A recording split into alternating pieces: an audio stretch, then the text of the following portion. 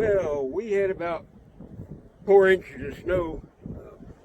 I figured I'd go out and make a Christmas video. I should have already put one together earlier, but something came up with my Christmas plans with company, and still waiting to see if I might can go over to Carla and the boys. Something just come up, so yeah. As soon as I woke up, I finally slept till like 10:30, and I always check my mom's messages first, and she said, "Hey, there's a big explosion in Nashville."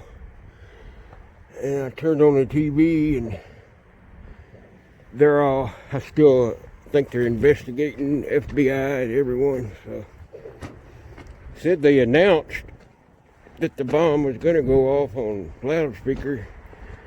So I guess they weren't trying to kill many people, but I don't know. Maybe they were trying to attract first responders. Still way too early. But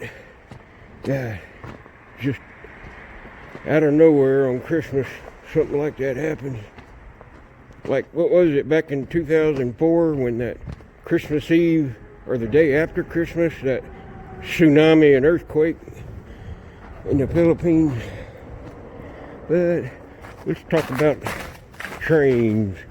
Let's try to forget about all the stuff that's going on around the world, if only for a few minutes. That's how I get by each day. I completely clear my mind and think of all the good things that have happened in my life. And that helps. Take deep breaths too. Down in that little shag yard now.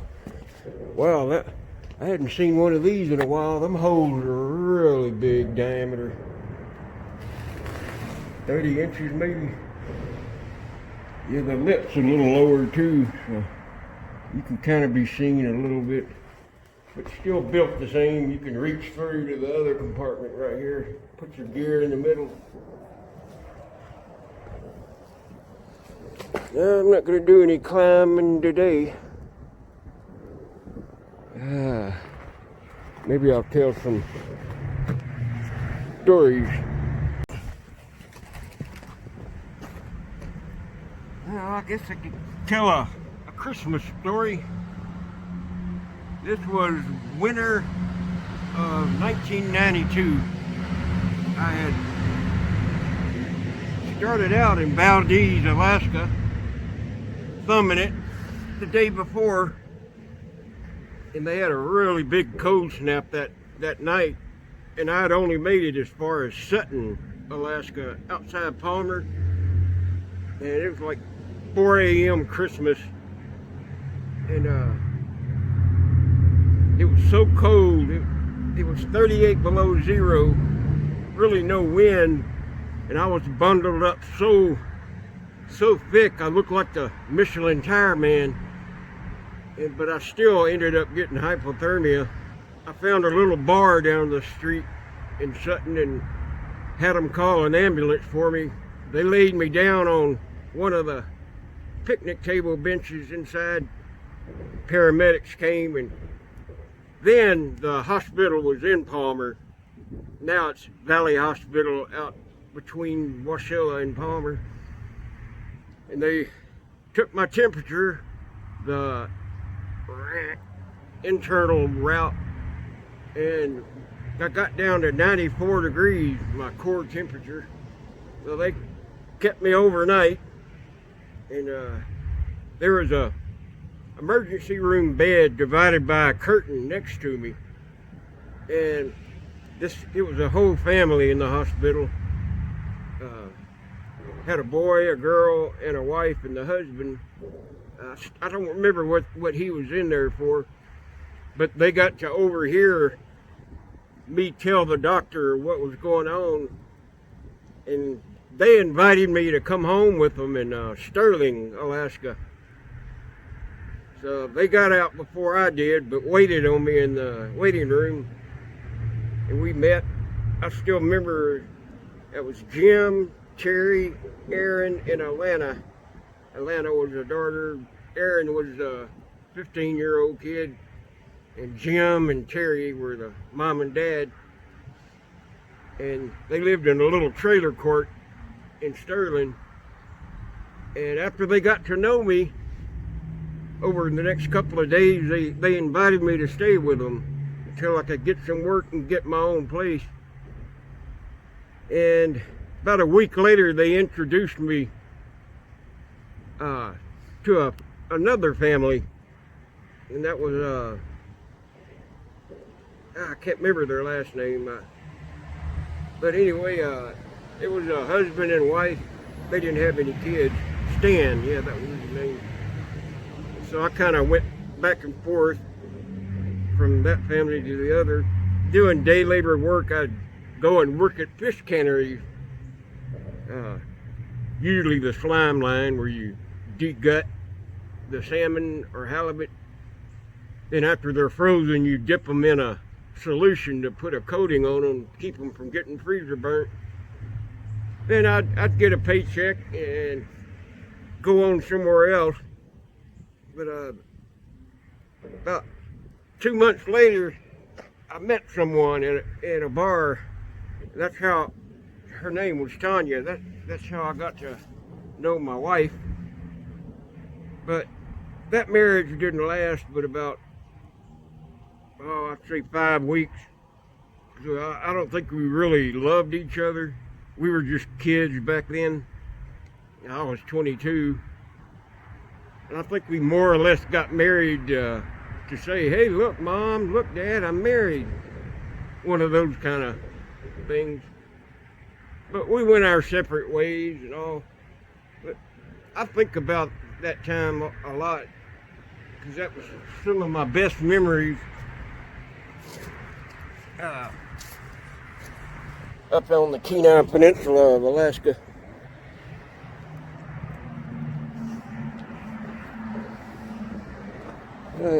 Anyway, that's my love life, I guess, or like life.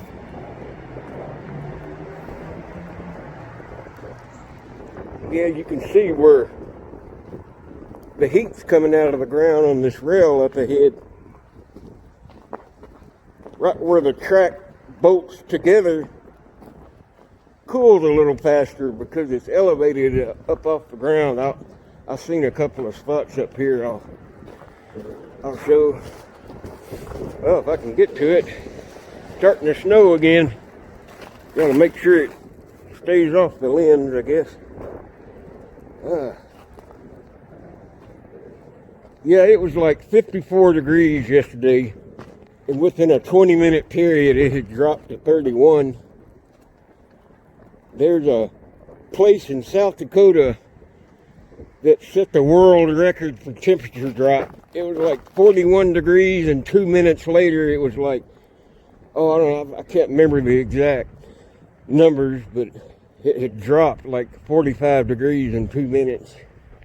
But we had about close to a 30-minute drop in 30 minutes yesterday.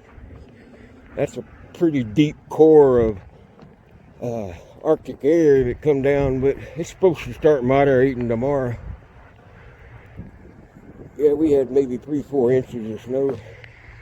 Hey, here's somebody's tracks. Judging by the depth and the width, it looks like hobo. Yeah, see where those rail plates are? You can see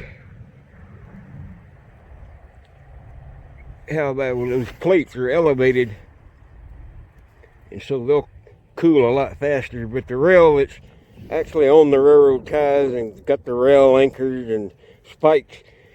That heat comes up through them railroad spikes and melts off first. But this was when it was first snowing last night. It's all melted off where it's bare. But I was surprised the ground froze so quick because it's been relatively warm, 50s near 60 the last week. but maybe from that past cold snap we had, it was still quite cool. But the top, maybe half inch of the ground's frozen now, so anything that falls is going to stick on no matter what it falls on.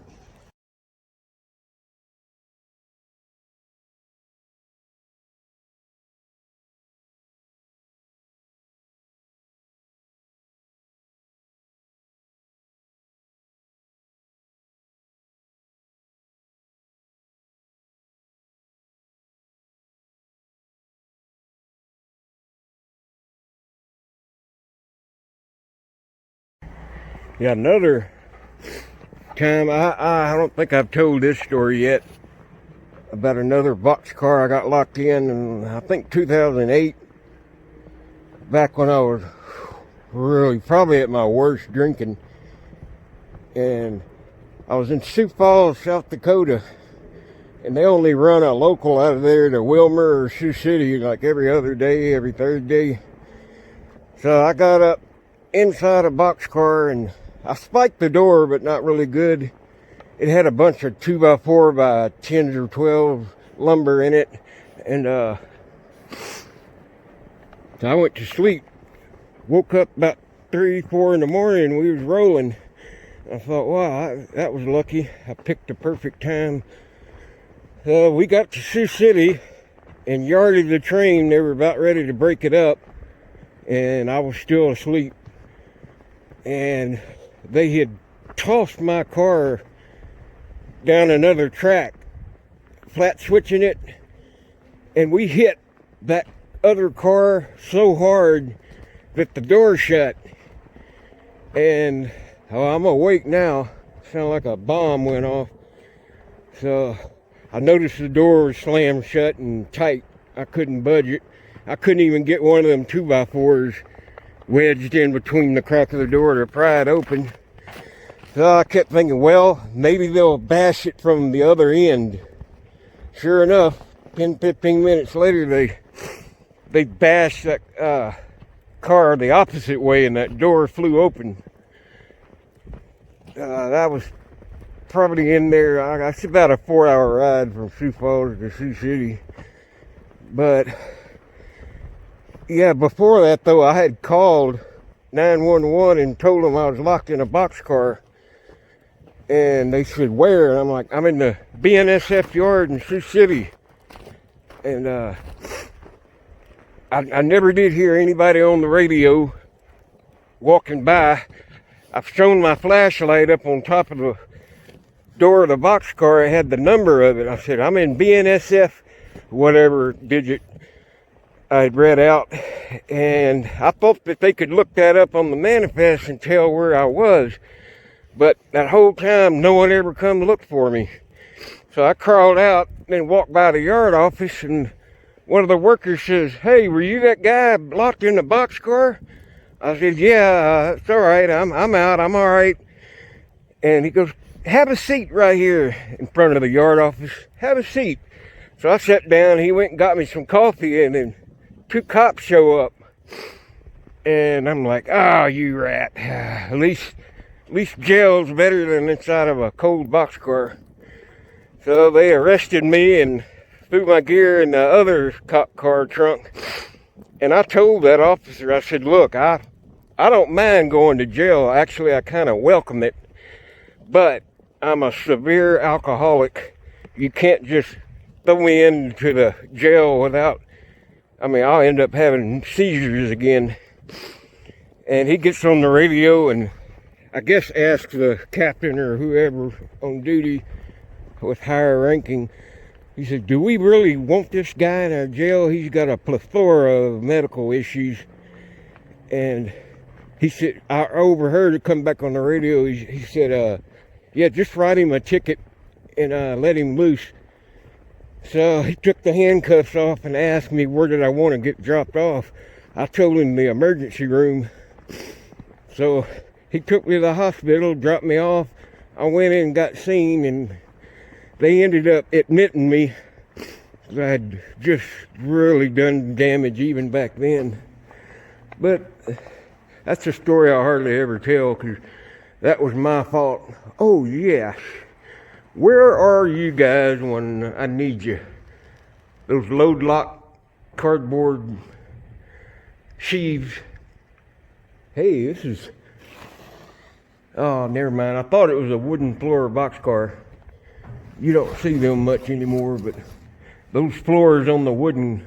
the boxcars with wooden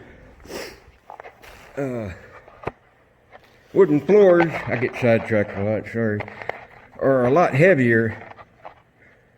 So I hope this is recording. Let's see if I can get my fat butt up here.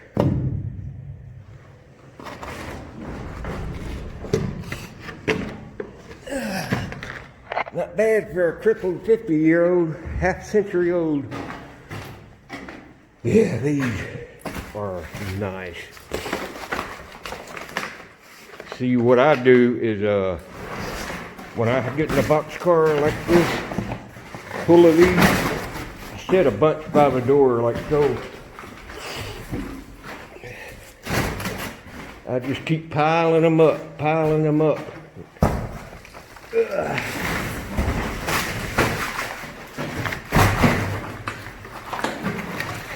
Especially if your train's going to be a while before you leave, and you lay down right here, and at that level, if anybody looks in the boxcar, they won't see you. They just think that cardboard's laying there. Man, that looks like a wooden floor, but it's not. I'm surprised this is open and clean. They must have just rolled these in here. There's no garbage or anything. Let's see if I can get out.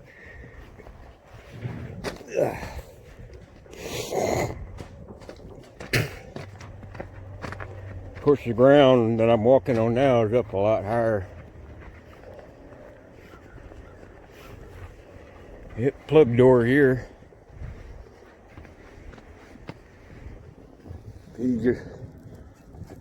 Sometimes you gotta take a railroad nail, but pull that up, and you turn counterclockwise. And this bar, see how it's made at an angle? That pushes that door open. It comes out like that, and then it rolls back. But they got it chocked. So. Oh, I've never seen boxcars down here that are fresh, because the wheels are shiny. Boy, it's coming down pretty good now.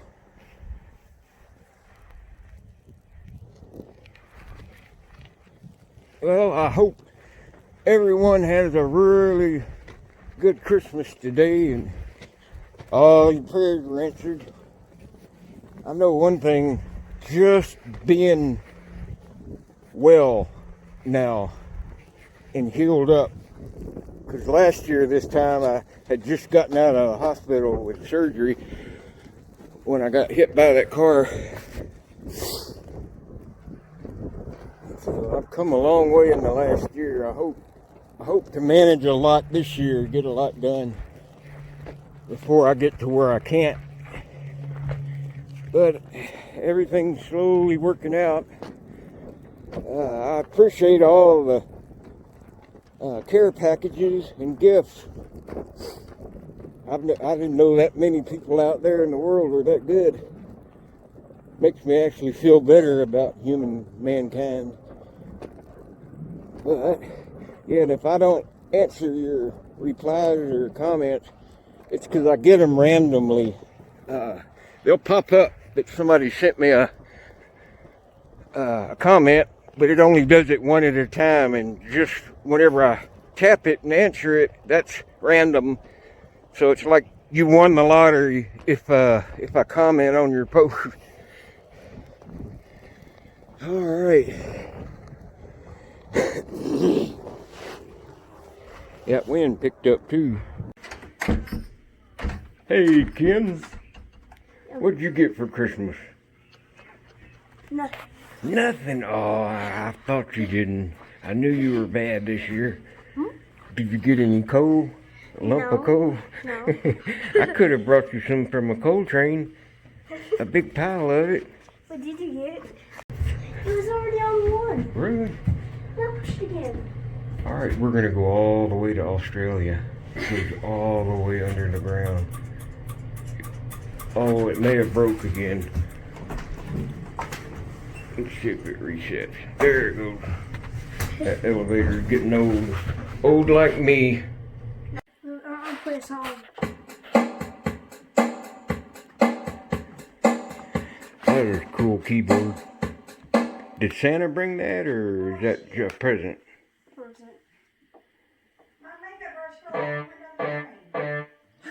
What was that? Oh no, alien. That sounds like a pipe organ. There's only one note. It's still lasting. It sounds like an airplane. Yeah, it does. What? What is happening? Your stuffed chicken and the eggs.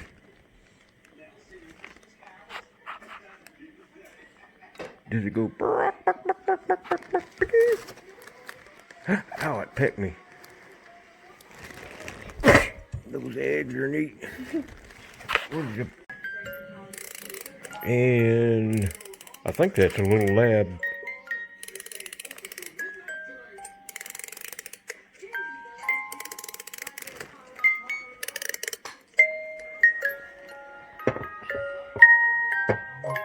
There's a water one right there than it is.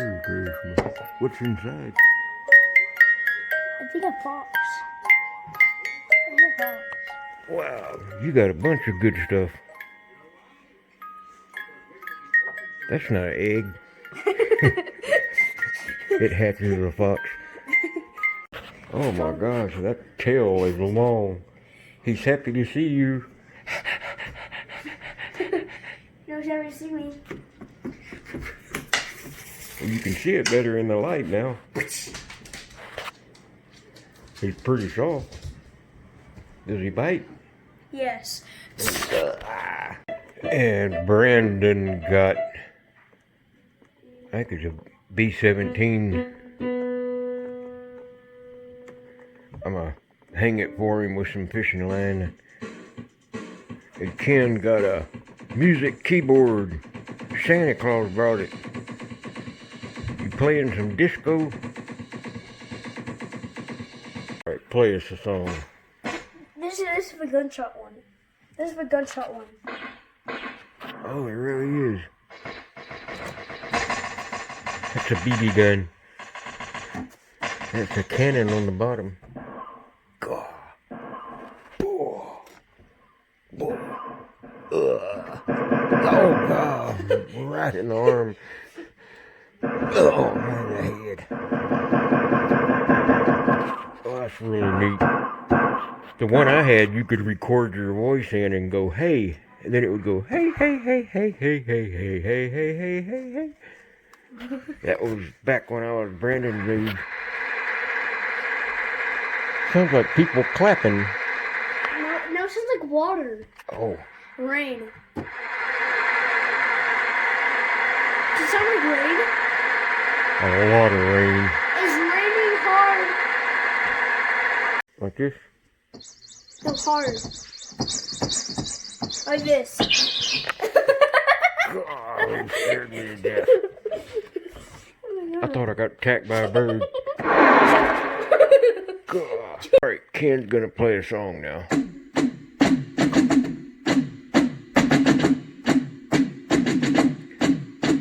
You got a good rhythm.